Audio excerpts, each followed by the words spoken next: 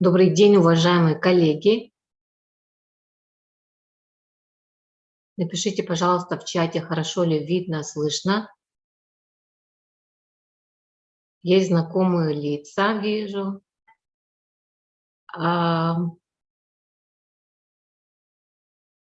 Василия Александровича вижу. Здравствуйте. Здравствуйте, я на ходу, но мне хорошо слышно и видно хорошо. Ага, спасибо за обратную связь. Добрый день, коллеги. Рада приветствовать вас на площадке Единого ресурсного центра. Идет очень большая подготовка к конкурсам, которые у нас были объявлены 1 февраля. Спасибо, что пишете обратную связь, что хорошо слышно, видно.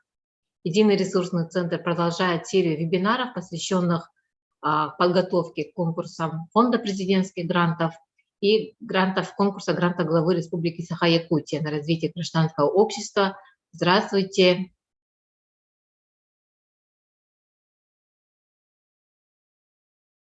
Сегодняшний наш вебинар посвящен технологии социального проектирования, и сегодня мы остановимся на цели, задачи, обоснования актуальности социальной значимости проекта и поговорим о команде проекта. Вы наверняка получили рассылку о том, что у нас идет серия вебинаров, посвященных подготовке к конкурсам. Поэтому это время надо не упустить, это уникальная возможность. И, по-моему, впервые у нас так проходит, что параллельно одна некоммерческая организация может подать одновременно 2 разных проекта на конкурс грантов главы Республики Саха-Якутия и еще на федеральный конкурс Фонда президентских грантов. Здравствуйте. Как настроение, как настрой, кто начал разработку социального проекта, кто до какого этапа дошел, напишите в чате, давайте делиться своими небольшими моментами работы, деятельности, подготовки к конкурсам. В чате можете написать. Так, 29-41 человек уже подключились, поэтому наверняка 11:02 уже на часах, поэтому потихоньку мы начнем, потому что первая часть это все-таки организационно, и к основной части, когда мы будем переходить, я думаю, что аудитория уже увеличится. Очень рада, что 41 человек подключили в 11 часов дня. Это говорит о том, что у нас у всех высокая мотивация и желание уже начать и уже отправлять проекты. Так, мы обязательно на вопросах остановимся. Следующий слайд, пожалуйста. Так, Единый ресурсный центр, как вы знаете, о том, что начал серию вебинаров, цикл вебинаров. С 3 февраля мы начали. И 3 февраля, возможно, если кто-то не подключился, то у нас состоялся первый вебинар представления формата и процедур проведения конкурса гранта главы Якутии в 2022 году о нововведениях, изменениях, которые произошли в этом конкурсе. У нас проходил вебинар. Этот вебинар имеется в записи на нашем YouTube-канале, поэтому те, кто пропустили, ничего страшного, можете посмотреть и задать вопросы. А те, кто еще были на том вебинаре и еще подключились на сегодняшнем вебинаре и еще планируют с нами продолжить этот путь, вместе с нами пройти весь этап социального проектирования, то это очень здорово, процесс проектирования. Сегодня мы находимся вот на красном квадратике, у нас сегодня вебинар «Введение в социальное проектирование. Актуальные цели, задачи, команда проекта». Идет прямо сейчас. И буквально через неделю мы с вами на этой же площадке, по этой же ссылке, для вашего удобства созданы все условия, мы проводим вебинар в 11 часов по якутскому времени «Введение социального проектирования». Это логическое продолжение вот сегодняшнего вебинара, поэтому очень важно и очень хорошо, что вы сегодня подключились. Мы поговорим про календарный план и организацию «Заявитель» и заключительный вебинар именно по упаковке проекта, проектной заявки. У нас состоится вебинар 24 февраля. В это же время, буквально ровно через 2 недели, это введение социального проектирования, принципы составления бюджета проекта. Я прекрасно знаю о том, что с бюджета очень много у нас как раз-таки вопросов. Следующий слайд. Да, есть такое понятие, как дедлайн. оно у нас мотивирует, оно нас иногда тоже раздражает, но все-таки есть правила приема заявок, и основное правило – это дедлайн, то есть это время, до которого мы должны подать наши заявки. Уникальная возможность, повторить, до 2 марта мы с вами имеем возможность подать заявку на конкурс грантов главы Республики Саха-Якутия. Наверняка среди вас есть те некоммерческие организации, которые планируют подать еще после участия в конкурсе гранта главы Якутии в фонде президентских грантов до 15 марта по московскому времени 23:30. Мы можем отправить другую заявку, не вот этот проект, который мы подали на конкурс грантов главы, а другой проект мы можем подать на конкурс фонда президентских грантов. Следующий слайд.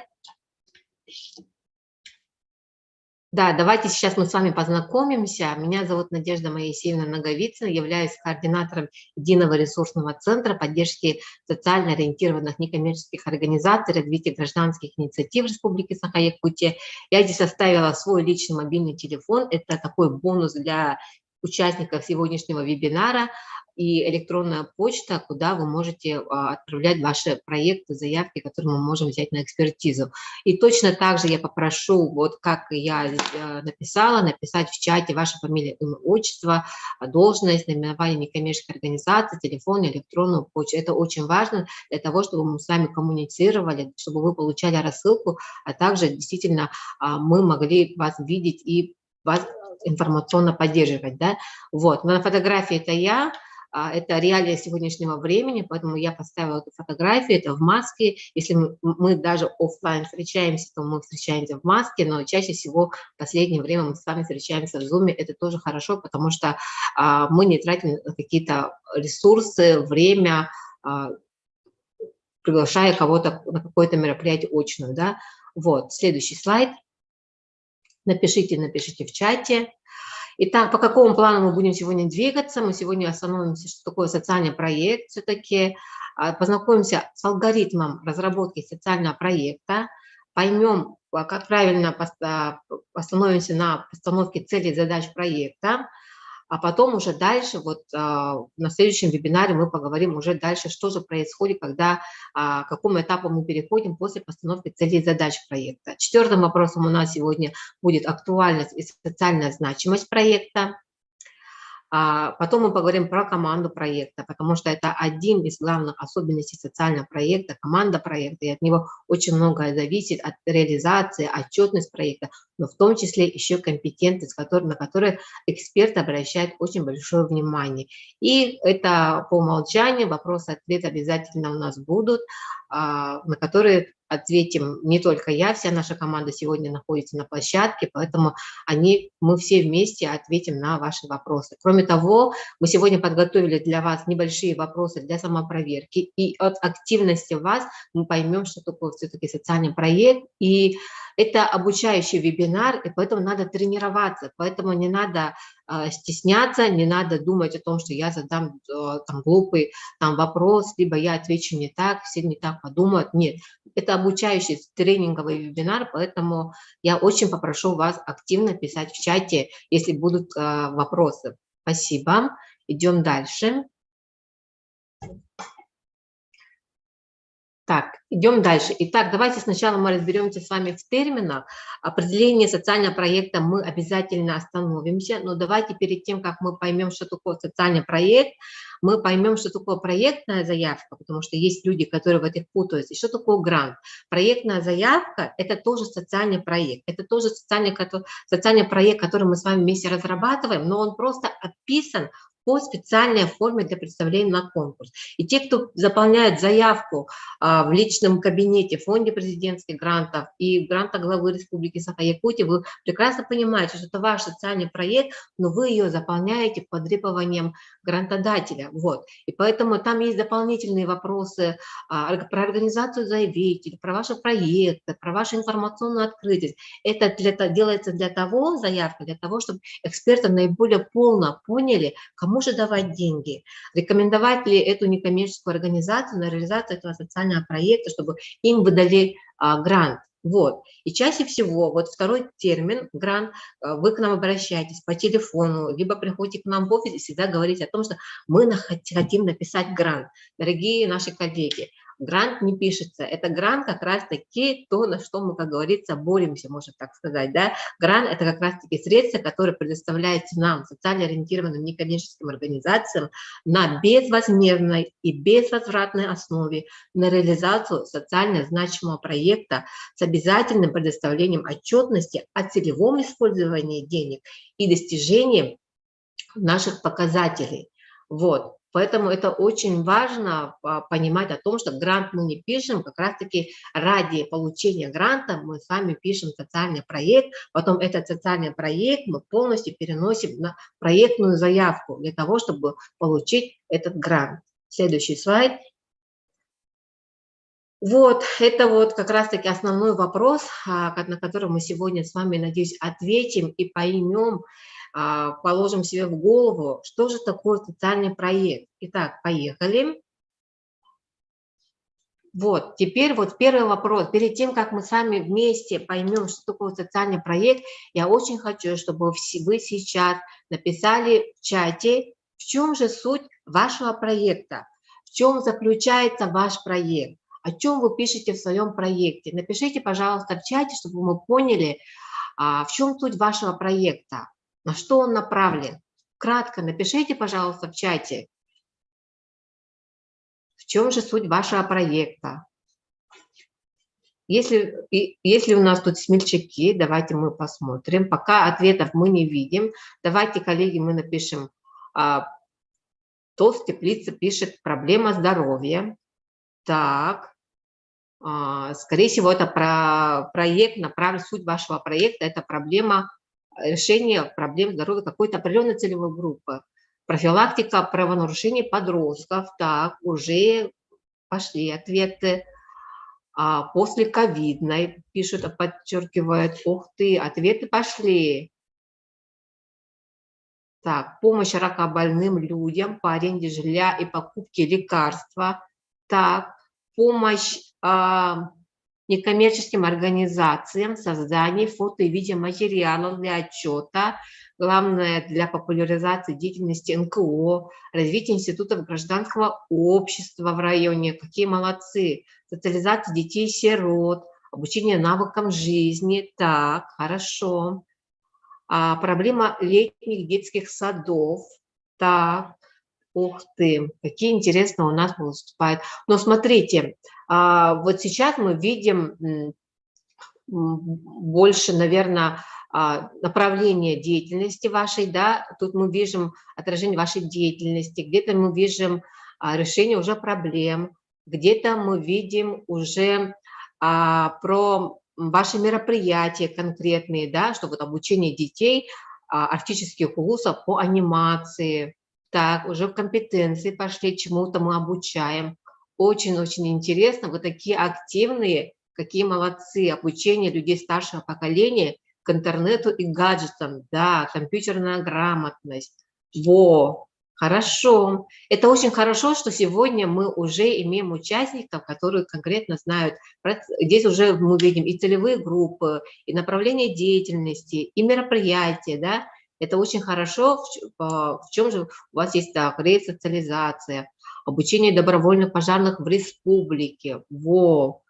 Угу. Обучение добровольных лесных пожарных. Очень здорово, что вы знаете про суть вашего проекта.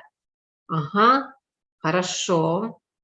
57 участников я вижу. Давайте следующий слайд. И сейчас, благодаря вашим ответам, мы сейчас поймем, что такое социальный проект. Вот, смотрите, самое важное в социальном проекте, запомнить это надо навсегда. Вот даже эту картинку можно повесить у себя в кабинете, либо положить ее на рабочий стол, потому что самое важное в социальном проекте – люди и их изменения. Вот, вы написали очень много про добровольцев, про людей старшего поколения, про выпускников детских домов мы вот здесь видим, людей с определенными группами заболеваний, с ограниченной возможностью здоровья. То есть вы сейчас очень молодцы, вы нам всем друг другу помогли, потому что мы увидели о том, что есть определенная целевая группа, которая имеет какую-то потребность потребность, именно неудовлетворенную потребность. И целевая группа, которая имеет трудности, препятствия, проблемы. И мы вместе с вами, социально ориентированные некоммерческие организации, как раз-таки реализуем, и люди, попадая в наши социальные проекты, которые мы вместе сейчас с вами разрабатываем, они попадают не в одно мероприятие, да, не в фестиваль, не в одно мероприятие они попадают в комплекс мероприятий, это социальный проект. Они попадают к нам на определенное время, сроки, особенности социального проекта. Вы запомните навсегда. Это сроки, это ограниченный период, это может быть год, это может быть полгода, это может 1,5 года, но есть определенные сроки, в рамках которых эти люди участвуют в наших мероприятиях. Мы их привлекаем в проект, мы их подбираем, они участвуют здесь, здесь в наших мероприятиях, и здесь они проживают, и проект реализуется обязательно на конкретной территории. Не должно быть размытой территории, должна быть конкретно очерченная территория. Это село, это город, это Республика Саха-Якутия, это может быть территориальное общественное самоуправление. Тут у нас есть ТОСы, да, есть определенная команда, которая конкретно в этом ограниченном периоде времени занимается с этой проблематикой целевой группы, либо целевых групп, потому что в проекте могут быть не только одна целевая группа, может быть несколько целевых групп и ресурсы. То есть есть ограниченное количество ресурсов, ваши собственные ресурсы, а есть ресурсы, которые нам не хватает как раз-таки на реализацию, на проведение вот этих комплексов мероприятий. И вот как раз-таки чего не хватает вам для решения проблематики целевой группы или удовлетворения их потребностей, мы как раз-таки закладываем с вами в бюджете проекта. И запомните, социальный проект, он как раз-таки прежде всего направлен только на позитивные изменения. Результат он должен быть решение проблемы и удовлетворение потребностей группы. Что-то вот с этими людьми, вот целевой группой, которая замещена слева, должны после реализации проекта должны произойти изменения. То есть экспертов абсолютно не как бы интересует, конечно, сколько количество мероприятий вы проведете, но количество мероприятий – это не тот важный результат, который… Если вы провели очень много семинаров, но у людей ничего не произошло, это говорит о том, что это не социальный проект. Это не социальный проект, потому что люди должны поменяться. У кого-то, вот вы написали в чате, да, что компьютерная грамотность у людей старшего поколения. Значит, уровень компьютерной грамотности повысился, уровень социализации выпускников детских домов повысился, они владели вот такими компетенциями, еще вот такими компетенциями. Вот эти добровольные пожарные дружины тоже какими-то навыками овладели в кризисных, стихийных обстоятельствах, что они научились делать, реагировать оперативно, собираться в команды, к чему мы научили в рамках проекта наших целевых групп, и чего им не хватает, мы их удовлетворили. Вот в этом заключается социальный проект. Я очень надеюсь, что вы сегодня вместе с нами поймете, что такое социальное проектирование, и уже сейчас будете вносить у себя. Вот сейчас точка А, какая целевая группа у меня имеет, какие у него проблемы, и точка Б после 1,5 года, с какими они станут, да. Вот вы это должны прописать. И эксперты, когда увидят просто про количество мероприятий, они вам оценку хорошую вообще не поставят. Поэтому, как говорится, на это обратите внимание. Обязательно вы должны прописать качественные изменения у целевых групп. Спасибо. Следующий слайд. Вот, исходя из этого, мы вместе с вами сейчас видим здесь определение социального проекта. Это ограниченная во времени деятельность, которая направлена на достижение заранее запланированного результата, решение проблемы и удовлетворение потребностей целевой группы. Вот смотрите, это же уникальная возможность, когда мы пишем проект, мы заранее планируем результат и говорим экспертам о том, что вот смотрите, они примут участие в нашем мероприятии, и вот с ними произойдут вот такие позитивные изменения. То есть мы можем запланировать, что 100 человек пришли в проект, из них не менее 75 поменяются в лучшую сторону. Они станут грамотными, они там какие-то свои заболевания исправят, они будет привлечены к спортивно-массовым мероприятиям. То есть это очень, как говорится, уникальная, хорошая возможность действительно уметь социально проектировать. Вот. Следующий слайд. Вот. Итак, следующий вопрос, на который мы с вами должны ответить. Мы сейчас плавно уже переходим к алгоритму социального проектирования. Итак, вопрос, на который нам нужно с вами ответить. Напишите, пожалуйста, в чате, с чего начинается социальный проект, с чего вы начинаете социальное проектирование. Вот, с чего вы начинаете разработку социального проекта. С идеи пишут. Так, с проблемы. Так.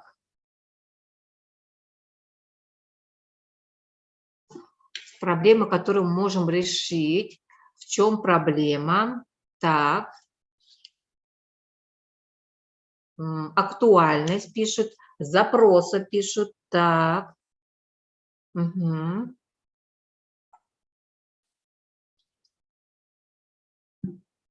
Так.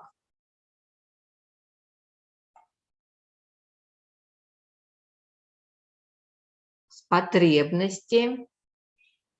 Угу. С опроса, с идеи, с актуальности, с проблемы, решение проблемы занятости детей-сирот. Но тут с решения проблемы, от возможности НКО. Так, интересно, кто-то двигается вот по такому пути, с ожидаемых результатов от проекта, уже видит образ достижения результата, и с этого кто-то начинает. Так, интересно, спасибо за ваши ответы. Ага. Так, и давайте мы сейчас перейдем на следующий слайд. Вот, перед вами представлен алгоритм разработки социального проекта. Предложен он алгоритм, мы все прекрасно знаем, что алгоритм этот един, и этот алгоритм вот представлен нашими коллегами из фонда президентских грантов. Вот смотрите, вы правильно ответили, вот некоторые наши участники, о том, что алгоритм разработки социального проекта, вообще социальное проектирование, весь такой процесс разработки социального проекта, он начинается действительно уточнение целевой группы и потребностей, то есть с проблемы, с идеей, может быть, да, то есть уточнение целевой группы. И первый шаг, который мы сегодня должны понять с вами, первый шаг – это обязательно мы должны понять целевую группу, потому что проблема как таковая, их очень много, это в широком понимании проблема, но в нашем социальном проектировании проблема как раз-таки касается именно целевой группы, потребности целевой группы, вот. Поэтому первый шаг, который мы с вами должны сделать, это определить наши целевые группы. Не только одна целевая группа может быть и одна целевая группа, может быть и 2-3 целевых группы в одном проекте, если команда может решить проблемы всех целевых групп. Вот, определяем целевые группы, потребности. Дальше мы переходим к второму шагу. Мы должны изучить проблемы или потребности целевой группы. Да, если мы ежедневно работаем с нашими целевыми группами, мы гипотетически предполагаем, какие у них потребности. Они приходят к нам, консультируются, обращаются, чтобы решить свои проблемы. Мы помогаем их решить социальные проблемы. Но для участия в конкурсе, вообще в социальном проекте, для того, чтобы получить грант, мы должны обязательно доказать, что проблема существует. Поэтому изучение проблем, мы должны подтвердить нашу гипотезу, мы должны понять, действительно ли так на самом деле. А возможно, имеются проблемы только конкретно у одного человека или двух человек, которые постоянно к вам ходят. А у этой большой целевой группы, которой вы хотите работать в рамках проекта, возможно, другие проблемы, потребности. Поэтому очень интересно, поэтому на этом этапе провести какие-то исследования, опросы, анкетирование, для того, чтобы действительно понять. Вот. И исходя из того, что вы видите, ого, вот такие вот проблемы, вы формируете такой образ, что в результате участия в проекте я вижу, что они должны поменяться вот в эту сторону. Если они не финансово неграмотны, они должны стать финансово грамотными. Если они не социализированы, они должны овладеть жизненными компетенциями. Если они не знают, что такое компьютерная грамотность, и подвергаются каким-то там мошенникам, допустим, да, то они должны стать компьютерной грамотностью, то есть у них должен быть высокий уровень компетенции по компьютерной грамотности. То есть мы должны понять вот здесь. И первые вот эти 3 шага. Первое – определение целевой группы, потребности или проблемы. Изучение проблемы, потребностей. То есть мы подтверждаем, уже доказываем, что она существует. И для себя понимаем. И потом понимаем уже, с чего мы хотим достичь в результате реализации проекта. И только потом мы переходим к 2, 4 и 5 шагу – цели и постановки задач. Смотрите. Потому что как только вы начнете, не зная проблем целевых групп, сразу писать свои цели и задачи, у вас социальный проект очень сильно будет сидеть и тормозить, потому что вы не знаете, чем люди, как говорится, болеют, чем люди вообще переживают, что у них какие проблемы. И как только вы поймете и подтвердите, что эти проблемы существуют, вот честно, поверьте, вам будет очень проще составить цель проекта, формулировать. Вам будет очень легче из цели вытекать и формулировать задачи вашего проекта. Если ваши задачи действительно существуют, и они сформулированы, исходя препятствий, проблем, потребностей целевой группы, то мероприятия, они сами полностью построятся. И ваши идеи как раз-таки построить там спортивную площадку. Очень часто вы к нам с этим запросом приходите идеи, провести какой-то фестиваль, либо турпоход какой-то сделать, да, вот как раз-таки ваши мероприятия, ваши идеи. Вот сейчас их надо в сторонку положить, ваши идеи. Сейчас надо изучить ваши целевые группы от А до Я. И как раз-таки ваши идеи, мероприятия очень хорошо будут переложены в календарь мероприятий, планирование мероприятий, и вы как раз-таки можете уже ваши идеи закладывать в календарный план. И появляется команда проекта, на которую мы сегодня тоже уже обратим внимание. Появляется команда проекта, которая очень хорошо, компетентно будет реализовывать эти мероприятия для того, чтобы появились результаты. Вот. И как раз-таки последний этап алгоритма социального проектирования, как раз-таки бюджет.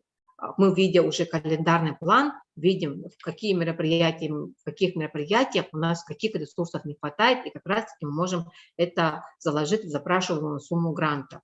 Вот, это алгоритм разработки социального проекта. Это тоже можно сохранить у себя, либо сфотографировать, либо сделать скрин. И это тоже можно повесить рядом с рабочим столом, положить его на стол, потому что вот с этим мы вместе с вами будем работать до подачи заявки на конкурс. Так, следующий слайд. Вот, еще раз повторяю, без решения первого вопроса, второго шага, третьего шага вы не переходите сразу к постановке цели и задач проекта. Это, как говорится, обязательно, потому что без знания своей целевой группы, без их проблем, потребностей мы не можем сформулировать правильные цели и задачи проекта. Вот, я надеюсь, вы запомнили. Спасибо. Следующий слайд. Вот. Итак, первый шаг, который вместе с вами мы сейчас делаем, это определение целевой группы проекта. И давайте мы сейчас вместе с вами напишем в чате, какие у вас целевые группы проекта. Напишите в чате. Давайте друг другу поможем и покажем о том, что мы уже на этапе разработки проекта определились, кто-то определился, наверное, целевыми группами проекта. С кем он занимается? Напишите, пожалуйста, в чате. У нас будут социально ориентированные некоммерческие организации. Здорово. Инвалиды, жители территориально-общественного самоуправления, да, местное сообщество. Здорово. Семья и дети-инвалиды, и еще пенсионеры имеются. Так, это в одном проекте. Да, интересно. Сельское население, да, жители всего села, может быть. Так, ух ты, ответы пошли. Сельское население, добровольцы, состоящие, да, добровольно ДПК, студенческая молодежь, сельское население, жители ТОС, подростки Маинской школы Ларионова и их семьи. Видите, какая конкретная целевая группа. Молодцы, уже определились. Малоимущие, кто это? Семьи, люди, одинокие. Так, дети и сироты, дети, Саша, без попечения родителей. Так, определились. Работники, активисты НКО, которым требуется фото-видео. Очень конкретная тоже целевая группа. Хорошо, спасибо. Вот, очень здорово, что вы уже сейчас первый шаг прошли. И самое главное сейчас перейти ко второму шагу, да. Давайте следующий слайд. Мы пока вот остановимся, да, вот на нашем определении целевой группы. В проекте может быть одна или несколько целевых групп. Целевые группы объединяет одна территория. Не должно быть такого, что если проект реализуется в городе Якутске, ваши волонтеры находятся в другом месте, ваша какие-то другая целевая группа находится вообще в другом районе. Да, такого не должно быть. Целевые группы, если их несколько, они должны проживать на одной территории. Они могут взаимодействовать в каких-то общих мероприятиях. То есть команда проекта имеет доказательства, что все целевые группы, указанные в проекте, это очень важно, да, указанные в проекте, имеют проблемы и потребности. Не бывает целевых групп, которые не имеют проблемы и потребности, значит, их нет.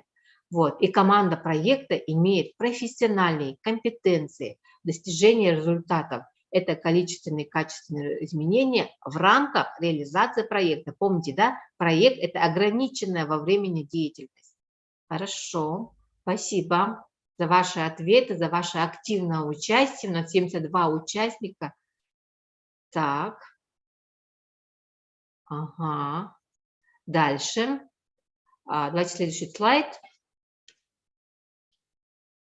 Вот, иногда мы встречаем вот такую картину, когда целевые группы, команда проекта пишет через запятую, либо очень много целевых групп.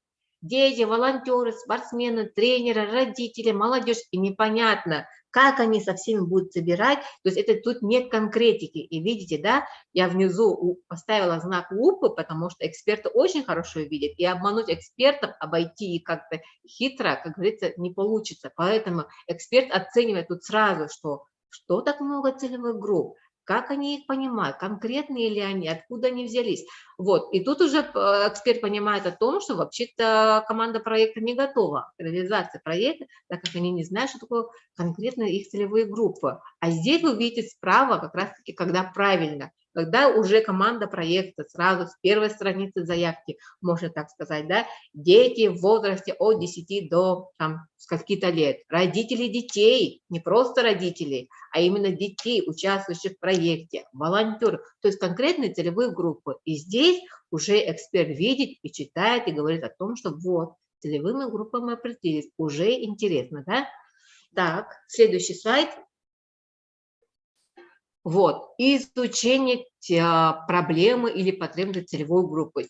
На что мы чаще всего не обращаем внимания, то чаще всего мы думаем, не будем подтверждать какие-то доказательства, не будем проводить опросы, напишем так. Я очень хорошо пишу, говорят там, допустим, да, но это не филологический конкурс, это не конкурс русского языка, литературы, сочинения, это конкурс социальных проектов. Вот, поэтому я сейчас попрошу вас написать в чате, какие проблемы целевых групп решает ваш проект, какие потребности целевых групп удовлетворяются в рамках проекта.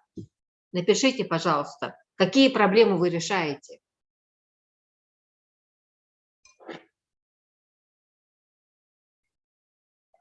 Давайте мы друг другу поможем. Это же тренинговый, интерактивный вебинар.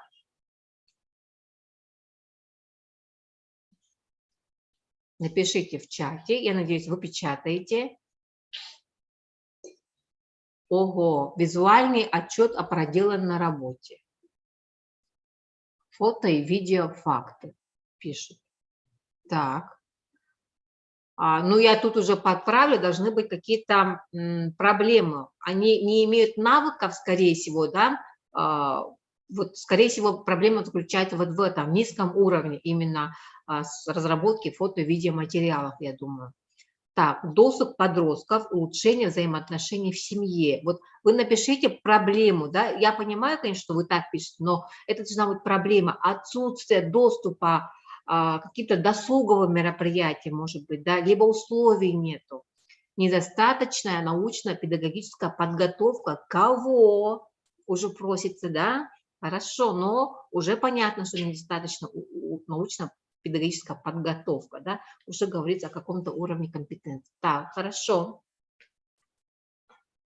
Повышение квалификации специалиста, прямо написали как цель, да, но тут проблема должна быть, да, проблема выбора будущей профессии. Так, вот, это уже интересно, занятости в летнее время, да, я с этим согласна.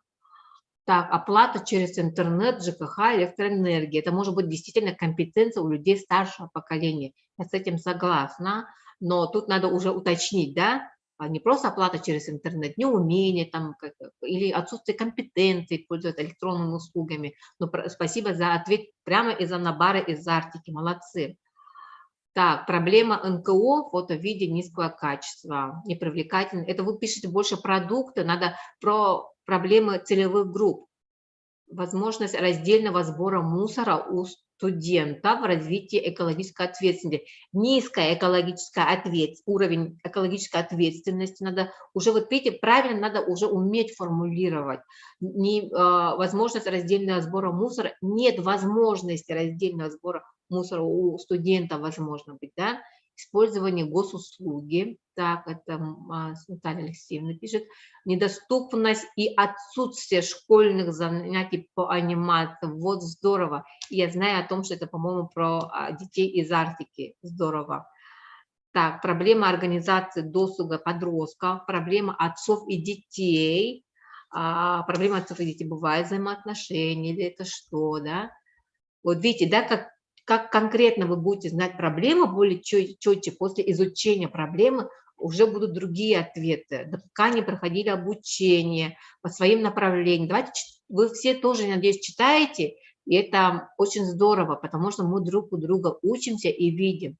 Продолжение решения проблемы бездомных животных. Так. Воспитание толерантности населения детей к животным, возможно, это может быть отсутствие толерантности или низкий уровень толерантности, да, проблема-то в этом заключается. Проблема краеведения, истории поселка, может быть, люди не знают, не осведомлены или низкий уровень информированности о своем крае истории, да, недоступность медицинских услуг, очень в связи с пандемией, очень правильная проблематика. Нет уличных спортивных инвентарев для населения. Возможно, проблема заключается не просто в отсутствии инвентарей, да, это проблема, но, возможно, просто условий и доступа к занятиям, спортивно-массовым мероприятиям, может быть, да. Так, проблема НКО, отсутствие навыков, вот, уже по-другому звучит, молодцы. Сохранение национальной культуры, значит, это утеря, может быть, да, какая-то потеря национальной идентичности, культуры, наследия. Вот что, вот надо конкретно писать. Высокий процент детского травматизма на дорогах. Да, я с этим согласна, очень правильное сформулирование. Во, какие вы молодцы, проблема отсутствия. Вот, уже люди корректируют, слышат комментарии и пишут уже здесь другие комментарии. Молодцы. Вот видите, очень важно, поэтому активно принимать участие в наших опросах. Спасибо большое, я очень рада, что вы отвечаете. Так, и давайте мы перейдем к следующему чату, слайду точнее. Так, вот, и как же мы изучаем? Я привела здесь пример. У нас есть вторая организация, вы ее все прекрасно знаете, это фонд «Семья для ребенка», который занимается выпускниками детских домов, и мы стали победителями с проектом «Компас будущего» в специальном конкурсе фонда президентских грантов во время пандемии. Это был отдельный специальный конкурс во время пандемии, и как раз-таки он был, мы доказали экспертам, стали победителями, мы доказали экспертам о том, что в особой критической ситуации, в условиях пандемии у нас оказались выпускники организации для детей-сирот, детей оставшихся без попечения родителей в возрасте от 15 до 23 лет. И вот видите, какие мы причины привели к нашим экспертам, да, о том, что сколько количество ковида в республике Саха-Якутия, что ситуация сложная, что режим, помните, да, все время локдаун продлевали, что режим повышенной готовности продлевается, о том, что в Якутске нет постинтернатного центра, где все дети из разных детских домов со всей республики могли туда приходить. Такого общего центра нет. Нет инфраструктуры для детей, например, ребенок из детского дома Уснера, Аймаконский улус, допустим, да, и здесь он не имеет вот такой инфраструктуры, он же обратно не полетит в Уснер, где очень дорогие авиабилеты. Вот. Поэтому мы показали причины, почему дети оказались в этой критической ситуации, и последствия, что в результате вот этих вот причин дети все оказались в трудной, кризисной жизненной ситуации. Вот. И вот так вот вы должны, изучив вот эту проблематику своей целевой группы, вы должны понять причины, препятствия, откуда они вот возникает проблема, да, целевой группы, и последствия. Это очень важно сейчас на берегу с вами определиться. Ага, следующий слайд. Так, и вот, на что мы очень мало уделяем внимания, и теперь надо уделить внимание инструменты исследования. То есть мы должны изучить проблемы, потребности своих целевых групп. Имеются инструменты исследования. Слева вы видите интервью, можно провести, опросы провести. Сейчас для того, чтобы провести опрос, нужен только телефон. Можно на телефоне создать онлайн-анкету в Гугле, мы этим тоже пользуемся. Отправляйте своим целевым группам по WhatsApp, они отвечают на вопросы, и очень хорошо Google сам делает диаграммы, таблицы. Вы можете потом эти исследования уже использовать, уже показать экспертам, да, наблюдения ваши, общение с экспертами, возможно, вы проведете какое-то интервью, опрос с людьми, которые обладают компетенциями, да, профессиональными, большими в этой области, да. Локальная статистика, то есть вы берете, может быть, с управления федеральной службы статистики, на сайте очень много информации представлено, но мы почему-то не пользуемся. И там вся информация есть по республике, детское население, в разрезе муниципальных районов, возраст, там, допустим, да, молодежь, старшее поколение. То есть мы эту статистику можем найти еще с локальной статистикой, либо сделать запрос. Управление социальной защиты населения, спросите в Анабарском УУСе, сколько у вас людей старшего поколения. Из них сколько-то примут участие в проекте. Либо в Минтруд написали запрос, сколько же людей, находящихся в трудной жизненной ситуации, семьи с детьми, либо семьи с детьми с ограниченной возможностью здоровья. То есть должна быть какая-то локальная, конкретная статистика вашей целевой группы. Может быть, сторонние исследования, ваши коллеги, какие-то некоммерческие организации провели исследование. Это исследование висит, может быть, на каком-то сайте, либо вы нашли какое-то уникальное исследование, спросили у авторов, можете ли вы использовать, да? То есть высказывания авторитетных СМИ, про домашних животных тут очень многие писали, безнадзорных, да. У нас как раз-таки в средствах массовой информации было очень много статей СМИ, и как раз-таки вот эти ссылки СМИ можно тоже использовать и показать экспертам. Это тоже инструмент исследования. Сколько было актуальных проблем, поднятых в средствах массовой информации. Это тоже говорит, это тоже оказывается инструмент исследования. Вот, и тут есть, что такое интервью. Интервью, оно проводится достаточно, как говорится, долго, в отличие от опроса онлайн-анкетирования. Поэтому, если вы хотите провести интервью, да, действительно, можно его провести, но если вы располагаете ресурсами добровольцев, потому что волонтеры здесь в этом очень сильно нам помогают, вот, и которые как раз-таки будут его проводить, да. Угу. Хорошо, спасибо. Следующий слайд. Вот, и вот смотрите, исходя из того, что это уже шаг третий, то есть мы целевую группу поняли, определили его проблемы, подтвердили его исследованием, опросом, да, и потом уже видя результаты нашего исследования, какие же имеются проблемы, причины, препятствия, потребности, мы делаем уже мосточек и уже говорим о том, что какие же позитивные изменения произойдут, что они, перейдя уже после проекта на другую сторону, берега, так скажем, проекта, что у них изменится. И вот вы видите красным, что это критическая ситуация, и в правой стороне вы видите о том, что какую картину мы хотим видеть. Нарисуйте для себя на доске, на ватмане, для себя, с командой проекта, и вы четче уже поймете. И вот, как раз-таки я об этом еще раз повторюсь, об этом подтверждает, об этой критической ситуации вашей целевой группы могут подтвердить статистика, опросы, то, что мы проводили опрос среди выпускников детских домов. Нам выпускники детских домов отправляли в виде обращения, и это видеообращение мы прикрепили к заявке, к видеоматериалам о проекте, статистика распространения коронавирусной инфекции, указы главы о том, что действительно эти меры продолжаются, ограничительные продолжаются до сих пор в республике. Да?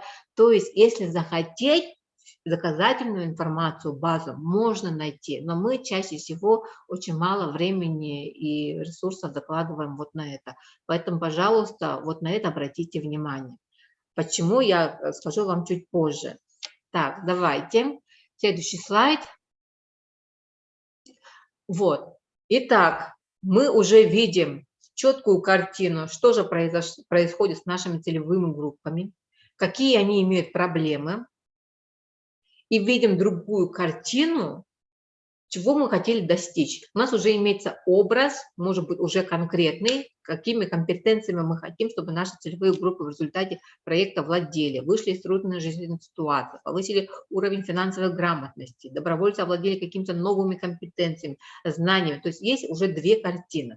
И вот цель проекта – это решение проблем всех выбранных представителей целевой группы. Если у вас имеется одна целевая группа, то цель будет звучать, что вы решаете проблему или потребности одной целевой группы, но если вы говорите, если цель у вас звучит, то имеется несколько целевых групп, то ваша цель уже должна звучать не только по отношению одной целевой группы, все целевые группы должны они уже звучать в цели.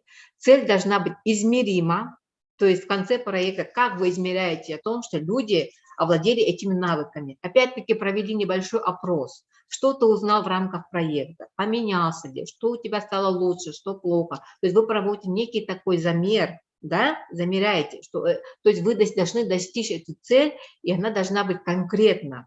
То есть провели серию вебинаров по подготовке вот у некоммерческих организаций, был очень хороший пример, да, что они обучают разработке фото-видеоматериалов, может быть, монтажировать правильно, да, вот, делать какие-то средства, записи делать, пользоваться какими-то приложениями, да, вот, инструментами, может быть, камерой пользоваться, как фокус делать. Вот как раз-таки вы уже делаете некий такой опрос, какими навыками он умеет делать этот представитель некоммерческой организации.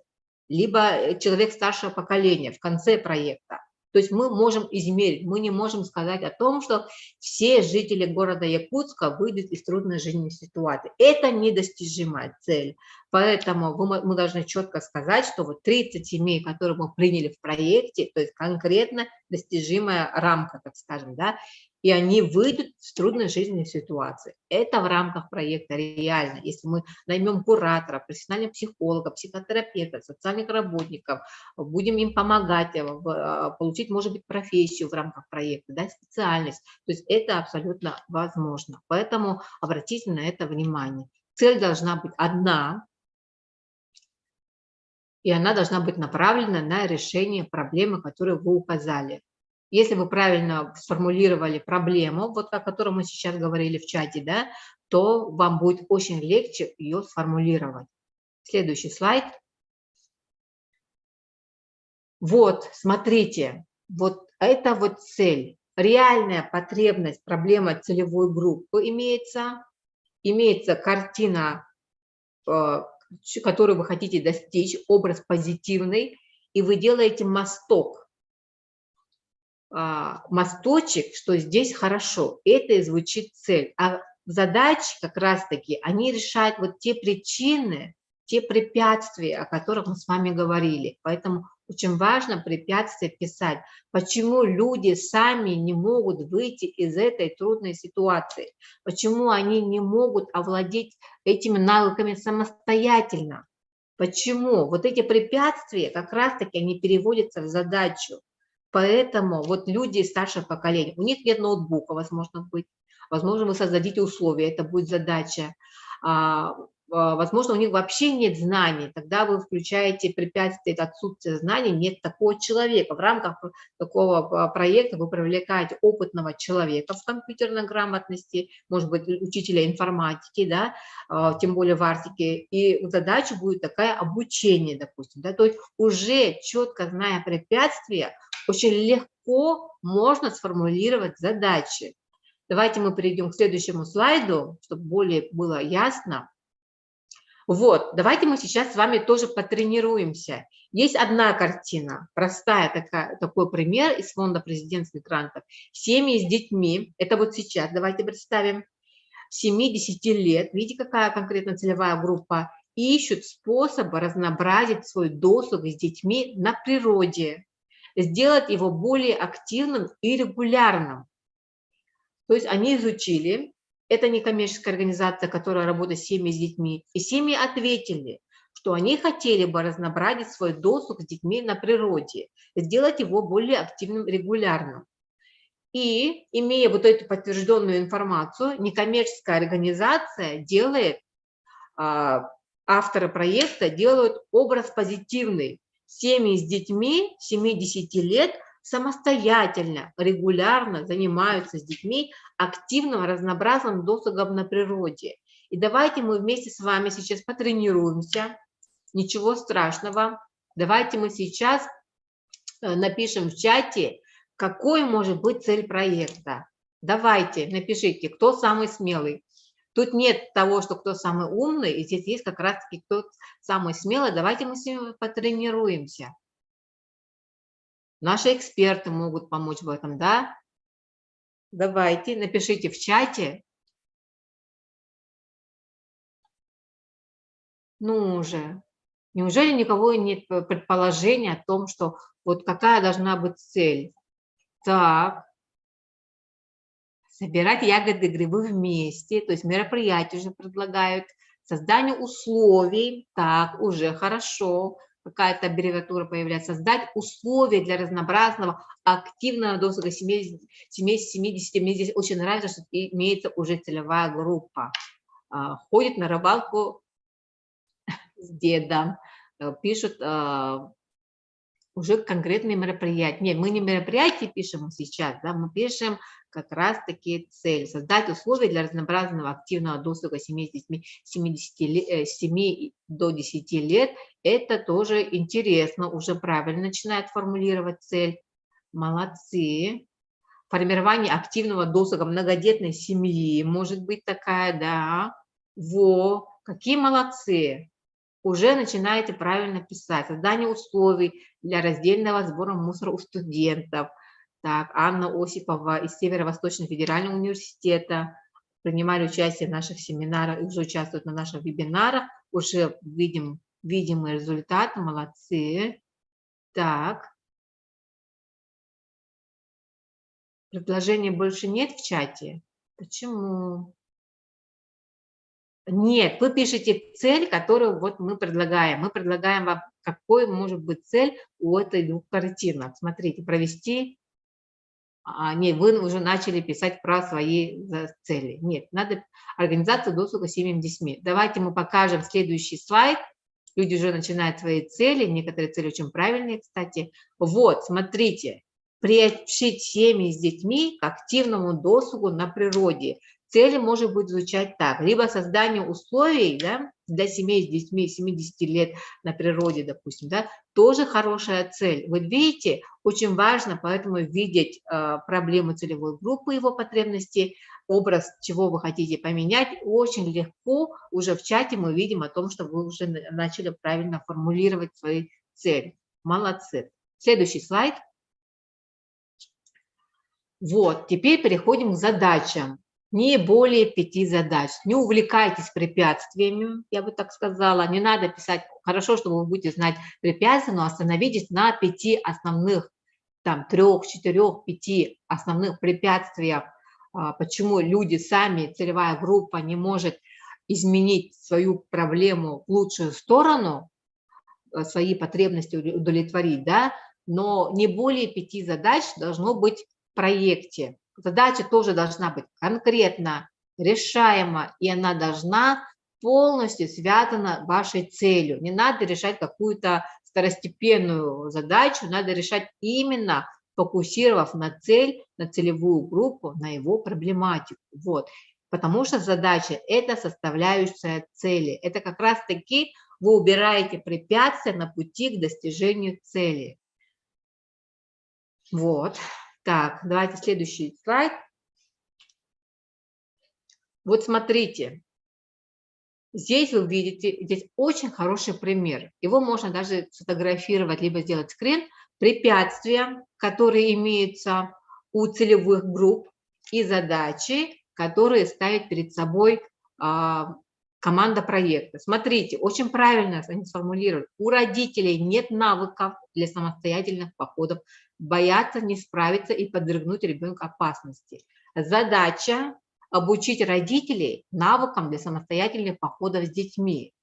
Второе препятствие. В городе нет организованных походов с детьми, инструкторов существующих походов не умеют с ними работать. Да, действительно, подготовить инструкторов для работы с детьми. Задача появилась. Нет автомобиля, чтобы добраться. Действительно, у людей с ограниченными возможностями действительно тоже нет такой возможности принимать участие в разных мероприятиях. И тогда что? Какая задача появляется? Организовать для них. Вот, то есть создать условия, да. Четвертое препятствие. Родители не могут найти информацию о туристических маршрутах города, либо не знают информацию, куда пойти, что. И вы делаете информацию о туристических маршрутах доступной. Вот. Некоторые семьи даже не знают о доступных видах активного досуга на природе. Они не знают, чем заняться просто. Познакомить их с разными видами доступного семьи с видами доступного спортивного туризма. Вот это вот такой вот очень простой пример, поэтому вы напишите обязательно именно самые основные глобальные препятствия, которые имеются у ваших целевых групп. Если несколько целевых групп, то препятствий может быть больше. Да? Хорошо, спасибо. Следующий слайд. Вот, теперь мы переходим. Давайте мы сейчас, Леонид, вернемся к алгоритму социального проекта. Вернемся, да, к алгоритму социального проекта.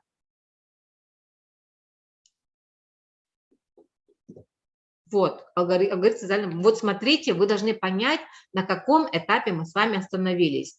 Мы остановились на 4-й, 5-х этапах, то есть постановка цели. Мы сегодня прошли с вами 5 шагов.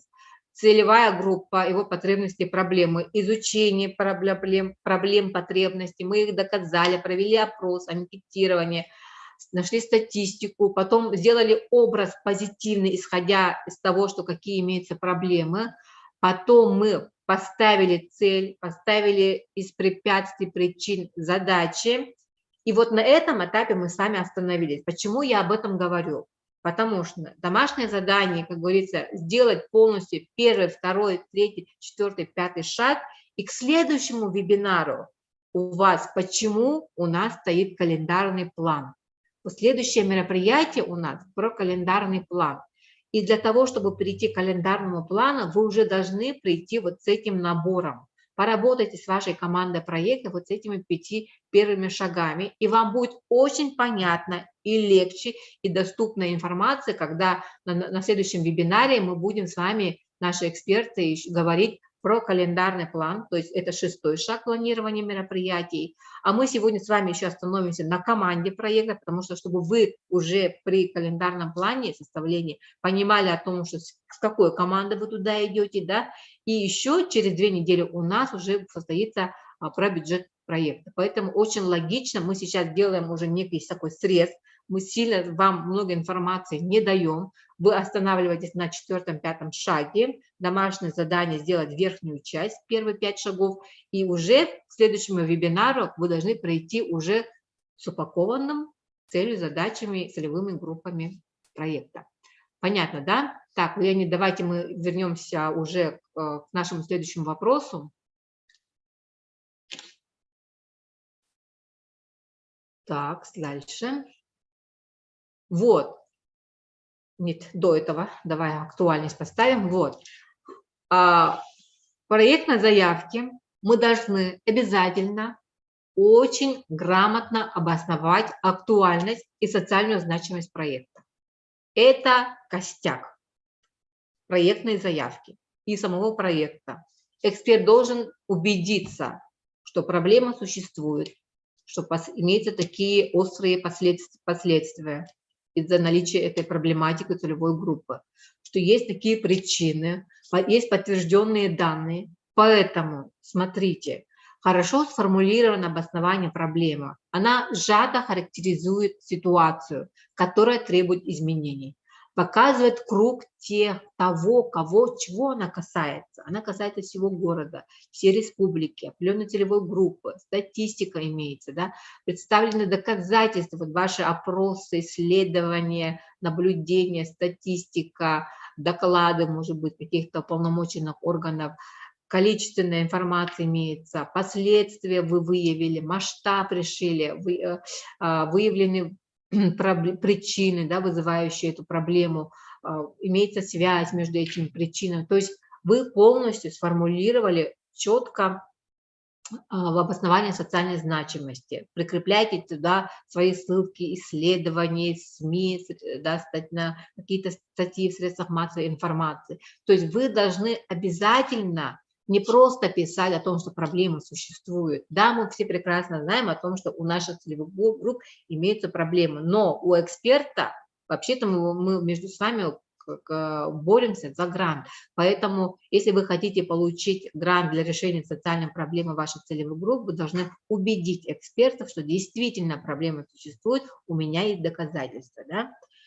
Вот. Поэтому тоже домашнее задание — составить актуальную социальную значимость проекта. Следующий слайд. Вот. Результат исследования и будут описанием проблемы и обоснованием социальной значимости проекта. Вот. Видите как? И вот смотрите, с прошлого года, если не ошибаюсь, в фонде президентских грантов, проектной заявки фонда президентских грантов появился пункт дополнительный. Раньше его не было, когда мы ранее принимали участие. Материалы, подтверждающие наличие проблемы. И здесь вы можете прикрепить до 5 файлов ваши материалы, которые подтверждают наличие проблемы. Вот, официальные доклады, нормативно-правовые акты, ваши исследования, вы все здесь можете прикрепить. А в заявке вот такого, как такового пункта нет, гранта главы, в конкурсе гранта главы Республики Саха-Якутия, но все ваши материалы вы можете прикрепить, сохранить, разместить в облаке. Я надеюсь, что вы пользуетесь этими инструментами. То есть в мейле или в Google.com, Gmail.com мы все имеем свои электронные почты. И эти как раз-таки платформы, площадки, они дают нам облако, то есть материалы, которые мы сохраняем в облаке. И эти как раз-таки материалы можно разместить в облаке, открыть доступ обязательно, и эту ссылку, после открытия доступа, вы эту ссылку, исследования, материалы, все вы можете прикрепить в вашей заявке, чтобы, пройдя по ссылке, эксперты могли открыть ваши исследования, ваши материалы, ссылки в средствах массовой информации, на которые вы ссылаетесь и говорите о том, что проблема такая острая, и давайте решать, и дайте нам деньги на решение социальной проблемы наших целевых групп. Вот.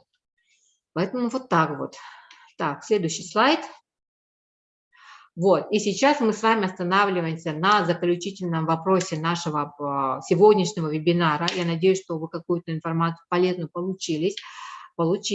Команда проекта – это те люди, которые как раз-таки решают в определенное время. Помните, да, что такое социальный проект? На определенной территории, в ограниченное время, имея определенные тоже ресурсы собственные и в том числе грант привлекаемый, вы решаете социальную проблему. Это люди компетентные, это люди профессионалы, которые имеют опыт работы с этой целевой группой или подобного рода проектов. Поэтому вы должны указать опыт, квалификацию команды. И это очень важно. Проект же полностью логически взаимосвязан и с бюджетом, поэтому составление бюджета, вот статья оплата труда, она как раз-таки будет зависеть от того, если человек полностью от А до Я в проекте привлечен, допустим, юрист, так скажем, да, то он полностью будет закладывать, войдет туда как член команды. Если один специалист, так скажем, психолог, появляется в проекте лишь несколько раз в определенных каких-то мероприятиях в рамках, может, какого-то психологического форума, да, я утрирую, то здесь его можно заложить уже проведение мероприятий, то есть от нагрузки человека, от его нужности в проекте, все время или в разных мероприятиях будет зависеть бюджет проекта и функционал, который вы прописываете полностью в бюджете, да, в комментариях. От этого тоже зависит оценка проекта, поэтому обратите на это внимание.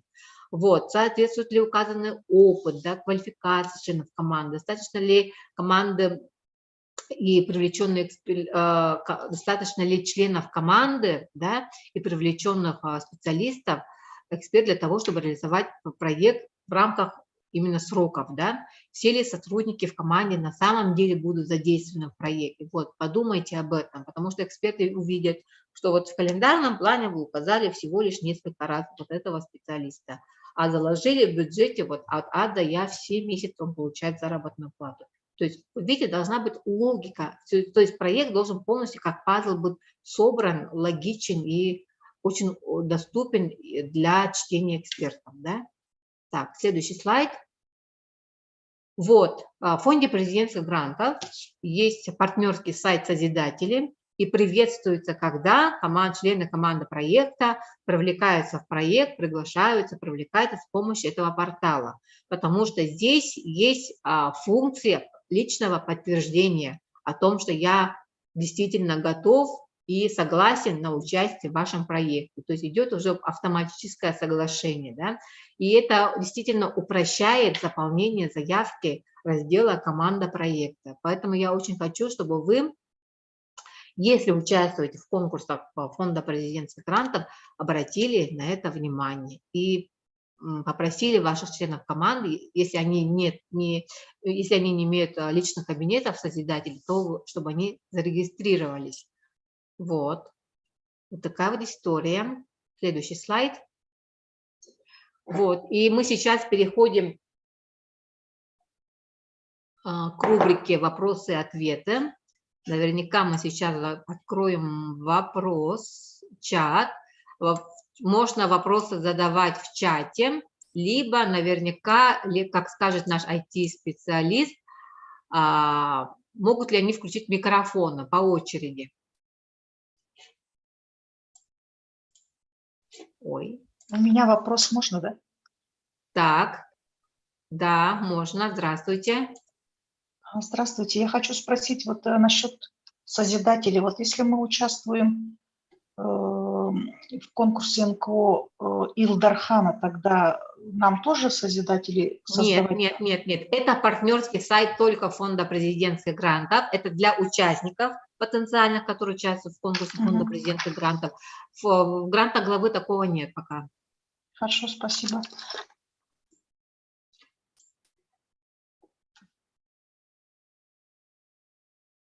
Так, вопрос. Так, Ренат Фабрин поднял руку. Здравствуйте. Да, здравствуйте. Можно задам вопрос? Тут мне просто задали такой вопрос, интересно, хочу озвучить его. Я как бы понимаю, что, возможно, правильно ответил, но хочу убедиться. Если у меня в основной деятельности указано, что я ДПК Нерюнгринского района, могу ли я организовывать мероприятия республиканского уровня?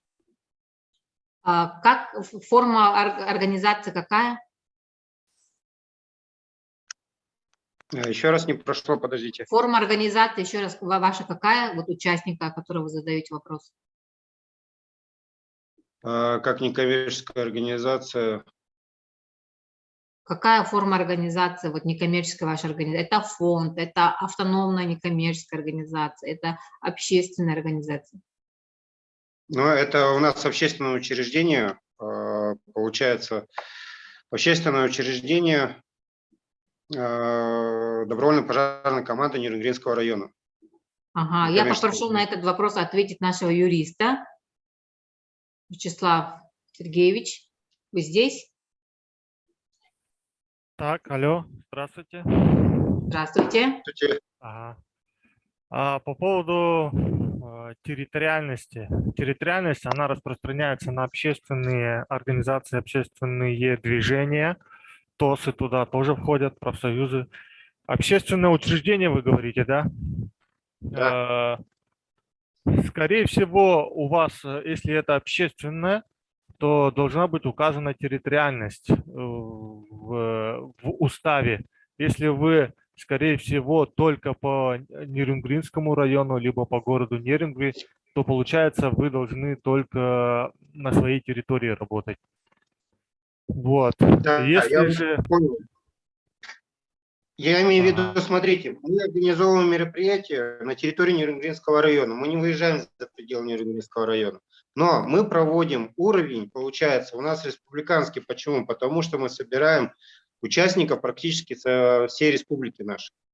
А влияет ли это как-то, может ли это мешать, или же все-таки я могу организовывать такое мероприятие с привлечением добровольцев со всей республики? Можете привлекать со всей республики. Главное, чтобы мероприятия не выходили за рамки границ территории вашей, самой организации. И еще хотелось бы просто сказать, что такая форма, как общественное учреждение, уже не существует с 2014 года. И при возможности вам следует ее поменять. Но Минюст тоже, если узнает об этом, вам, наверное, сообщит. Сроков нету? Знает, мы с ними работаем регулярно, они знают, что у меня общественное учреждение, пожарная охрана, добровольно-пожарная команда Нерюнгринского района Республики Саха-Якутия, полное название. Они в курсе, Ну, да? не коммерческая организация, конечно, все как положено. Да, они в курсе, я не знаю. В 2014 году как раз таки создавалась добровольно-пожарная команда, и был выбран именно общественное учреждение. Но вы, наверное, успели ровно до внесения изменений в Гражданский кодекс зарегистрировать, создать как раз общественное учреждение. После этого уже как бы общественные учреждения не создаются, но те, которые уже создались, они как бы существуют, и еще несколько, ну там какое-то количество существует, в том числе и вы, получается. Ну и по возможности, когда вам необходимо будет, вы, скорее всего, когда подойдите на регистрацию, вам, наверное, на это все-таки укажут. Ну, имейте в виду. Так, сроков для изменения ОПФ нету, только при... Вот я как бы... 2 года назад... Ага. Прерываетесь, плохо слышно очень. Ну, в принципе, я в прошлом году подавал заявку на оформление документов присвоения мне юрлица, и в качестве директора, да, я заступил 2 года назад, но, в принципе, Минюст ничего не сказал. Да. То есть я им предоставлял устав, все предоставлял документы, ну, даже никаких разговоров не было. Может быть, на самом деле, тех, кто уже оформлены, их такие оставляют, может быть, поэтому. Ну, как бы, да, таких сроков нету, чтобы они обязательно перерегистрировались, но я знаю многие, которые уже начали, уже перерегистрировались, они уже ликвидировали общественное учреждение или какое-нибудь учреждение было, и стали именно вот пожарные команды, и стали общественными организациями. Можете Просто посмотреть, узнать. Да? Общественная организация, ну вот и вот полное ваше наименование. Пожарная команда по Нерюнгринскому району и так далее. Так, ну все. Ага, спасибо за ответ Вячеславу Сергеевичу. Так, давайте мы с самого первого вопроса... Можно вопрос, да? Так, давайте. Ага. Здравствуйте еще раз. Значит, меня зовут Диана Егоровна, я председатель ТОС Теплицы, да?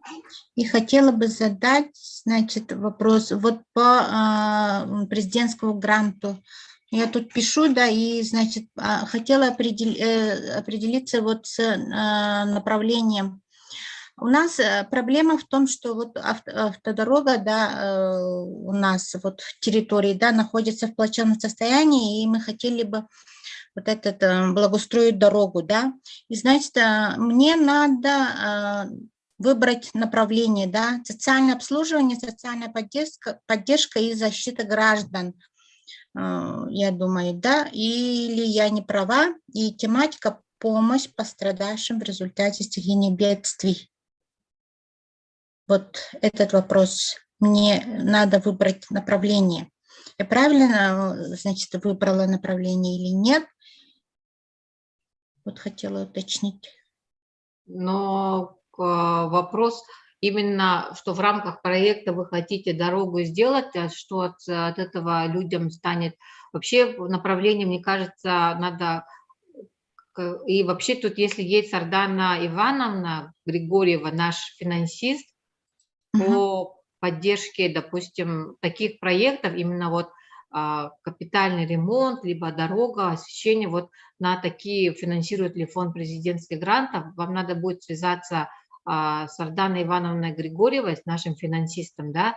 Вообще мы говорим же про социальные проекты, в рамках которого у людей должны произойти изменения. Просто так на вот такие вот улучшения, там, допустим, там, свет, там, дорога, какие-то капитальные вещи, они не финансируются такими конкурсами. Ну да, я понимаю, да. Дело в том, что мы каждый год нас подтапливает вот наводнение, да. Территория вся находится в воде, да, постоянно вот смывает вот эту дорогу, да. И эта дорога нас именно объединяет с центром вот этого поселка, да. И невозможно вот ехать, вот, ну, элементарно продукты купить, да, там, на велосипеде ездить, да, на машине ездить. И в конце концов вода вообще, ну, водовозка, да, не ездит, ну, не довозит вот воду, да, питьевую. И как-то вот благоустройство, да, благоустройство дороги.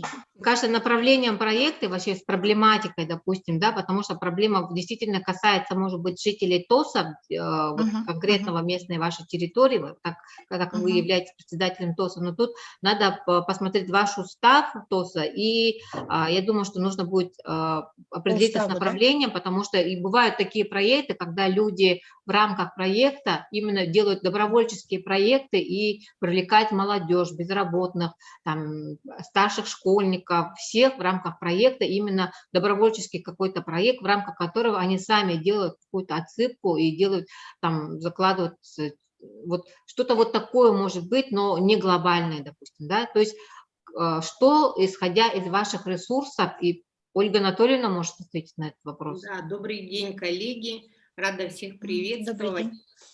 Хочу подключиться к ответу на вопрос. Во-первых, мне очень приятно, что вы такие активные в чате, надо это использовать, Надежда Моисеевна, что у нас активность просто зашкаливает, это здорово.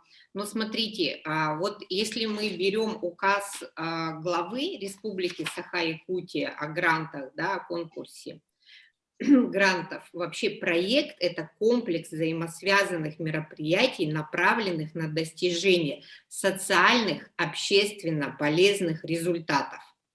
Поэтому отсыпка дороги, строительство дороги, что у нас может быть еще, не знаю, газификация поселка, да, освещение, капитальное строительство и так далее однозначно не будет поддержано в рамках грантов главы и в рамках фонда президентских грантов. Это я вам говорю абсолютно точно, потому что и согласно законодательству это ложится на плечи органов местного самоуправления, раз, но у нас есть и в Республике Саха-Якутия очень хорошая возможность, ежегодно выделяется 500 миллионов рублей на ППМИ, то есть инициативное бюджетирование, которое проводит Минфин Республики Саха-Якутия, да, и мы знаем на примерах наследов, когда конкурсы выигрывают ежегодно и очень много хороших, добрых вещей от дороги, освещения, озеленения, скверы, постройка спортивных детских площадок и так далее, ремонт клубов производится именно за счет ППМИ. И я советую вам, как руководителю ТОСа, включиться, вот, предложить этот проект, да, на следующие, я думаю, что в конце года, скорее всего, будет, да? В прошлом году в конце декабря подводили итоги. И привлекайте, кстати, к этим собраниям детей. и молодежь, потому что наша республика вошла в пилотный проект, когда инициативное или народное бюджетирование, в нем могут и должны участвовать школьники, дети, молодежь и предлагать свои проекты. Надеюсь, ответила на вопрос. Ага, Да, спасибо, я спасибо, поняла. очень полный ответ. Давайте мы сейчас пойдем сверху, какие у нас были вопросы. Можно вопрос? Давайте. Общественная организация «Труд в радость», Вилюйский район. Мы работаем с Центром помощи детям-сиротам города Вилюйска. И вот у меня вопрос по количеству благополучателей. У нас в центре 24 воспитанника. И при центре еще нами организован этот состав и совет наставников. И дополнительно мы работаем с общественной организацией Совета отцов Вилюйского района. Вот они входят в число благополучателей или это как бы команда проекта? В этом году ограничение же есть по количеству 50 человек, а детей у нас только 24. Как нам быть? Ну, здесь я могу, да, Надежда Моисеевна, подключиться. Вы меня дополните, если что. Да. Во-первых, очень приятно, что в Вилюйском районе есть такая организация, которая помогает детям-сиротам и детям, оставшимся без попечения родителей. Это, можно сказать, вообще мой родной детский дом. У меня там дедушка проработал всю свою жизнь, я там часто бывала. И вот ваш проект я видела и слышала, ну, читала в чате, да, какую целевую группу вы указывали, суть вашего проекта и цель. Действительно, если мы помогаем социализироваться воспитанникам детского дома, их 24, то это не значит, что мы не можем с вами включить вашу целевую, точнее, вы можете включить вашу целевую группу выпускников детских домов. У нас, вот показывала пример Надежда Моисеевна, фонд «Семья для ребенка» как раз занимается поддержкой выпускников детских домов, а это от 15 до 23 лет. Если вы возьмете и посчитаете эту целевую группу, те, которые остались на территории Вилюйского района или в городе Вилюйске, то это точно будет больше 50 человек. Поэтому вы же можете еще и онлайн сопровождать тех, которые только что поехали на учебу, да, после 9-го, там, редко, когда мы знаем, после 11 класса выезжают в СУЗы, да, в вузы дети на учебу. Поэтому расширьте свое поле деятельности и включите в целевую группу не только детей-сирот, которые непосредственно в учреждении находятся, но и те, которые уже выпустились. Тогда у вас будет больше 50. Хорошо, спасибо. Так, давайте мы сейчас в чат посмотрим чат. У нас вопросы поступают в чате.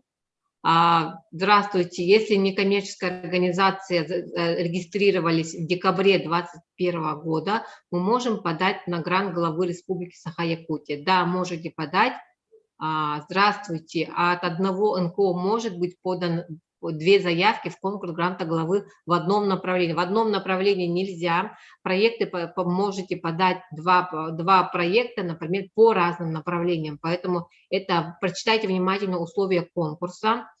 Дальше у нас добрый день. Если устав принят в 2009 году и утвержден Минюстом, то это норм или необходимо обновление? Вячеслав Сергеевич, пожалуйста.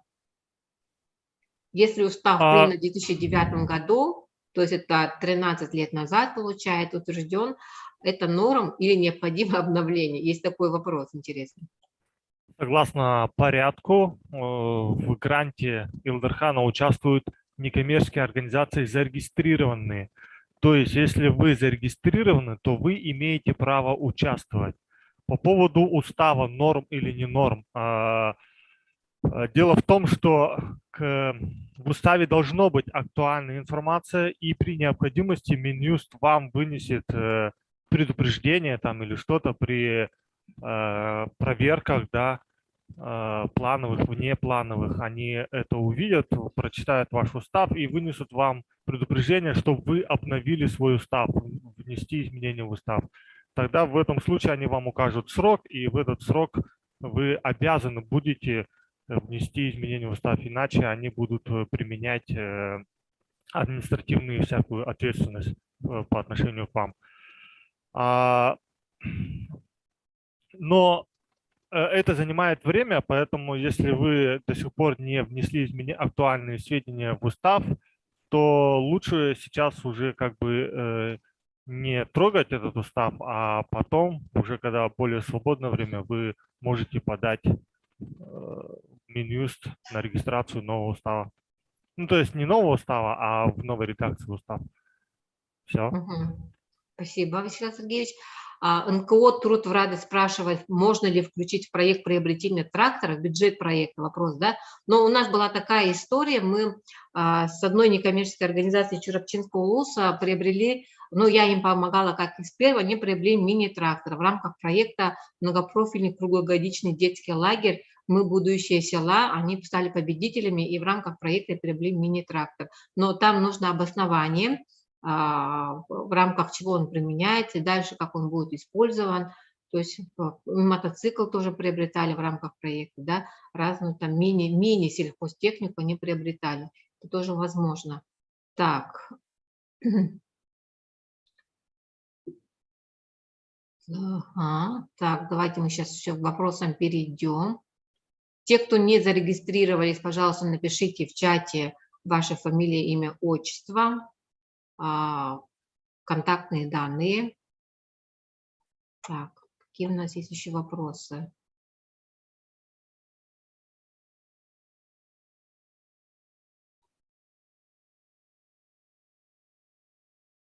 Так. Можно вопрос? Да. Общественная организация «Труд в радость». Вот я не запомнил вот имя Марфа,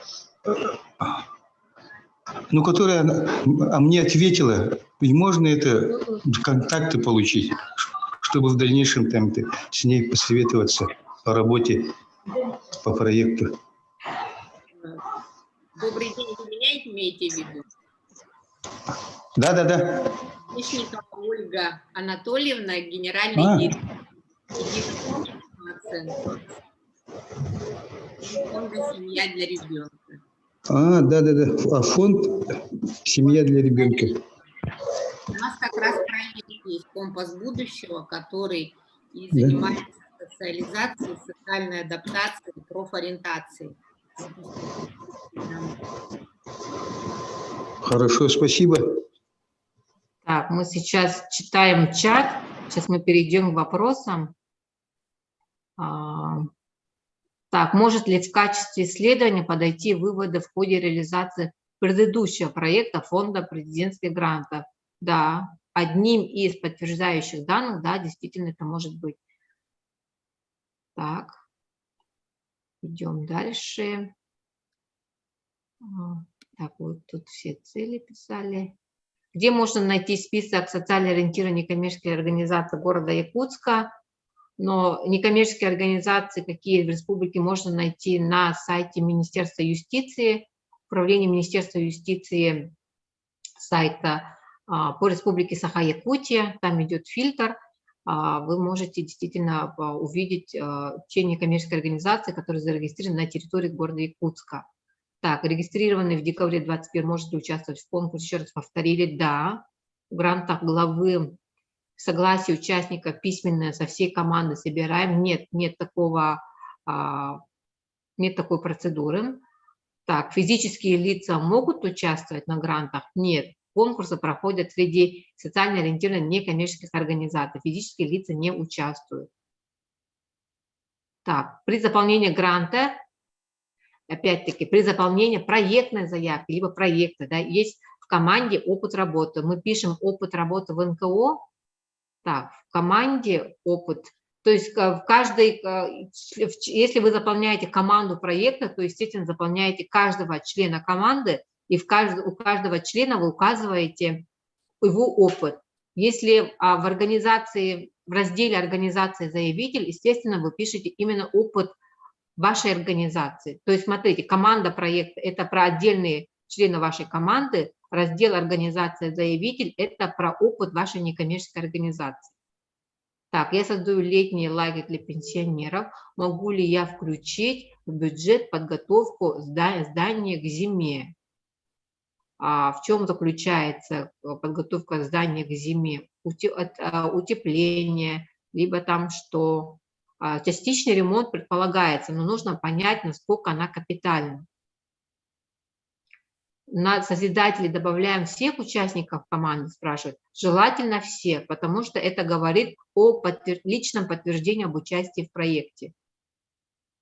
Так, можно ли узнать о недочетах заявки ФПГ? Нет, фонд президентских грантов не дает обратную такую связь, почему они вашу заявку оценили таким образом. Это у них прописано в их конкурсных документациях. Поэтому единственная обратная связь, которая имеется, это ваши оценки, которые вы получаете по 10 критериям. Посмотрите внимательно, и вы поймете, в каких именно частях проекта вы упустили. Да?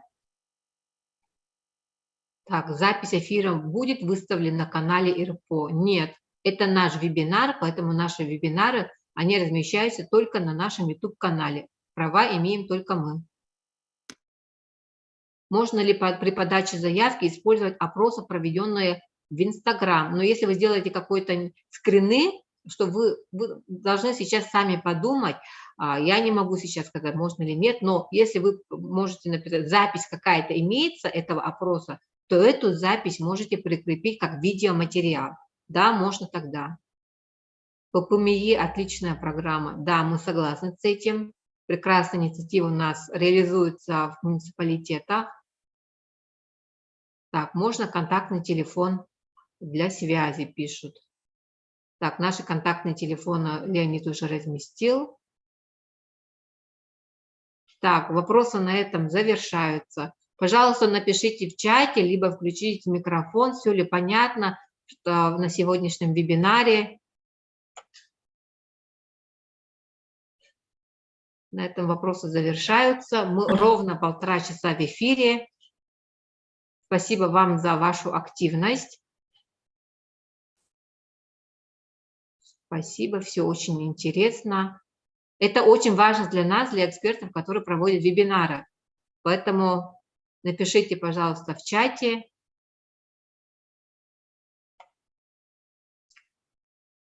Удачи всем. Прямо солнце озарило нашу аудиторию. Желаем вам позитивного мышления. Не усложняйте слишком ваши целевые группы и проблематики. Проведите исследования, поймите действительно, чем они болеют, чего они переживают. Да, конечно, мы проводим экспертизу. Следующий слайд давайте покажем нашим друзьям, коллегам, Леонид, как записаться на консультацию. Можно записаться через сайт. Этот сайт создан специально для вас. Мы это не раз повторяем, да?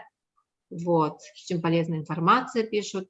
Да, проекты можно отправить на экспертизу, на электронную почту. Только напишите обязательно ваши личные мобильные телефоны, по которым мы можем связаться, потому что вы отправляете проекты, они все висят, и мы не понимаем, для чего они нам направили, как подарок либо отправили, либо хотите получить обратную связь, но нет контактов. А здесь я хотела бы дополнить, Надежда Моисеевна, что мы делаем экспертизу проекта только при условии, что полностью заявка от и до заполнена, да, о проекте, организация, команда, календарный план, бюджет.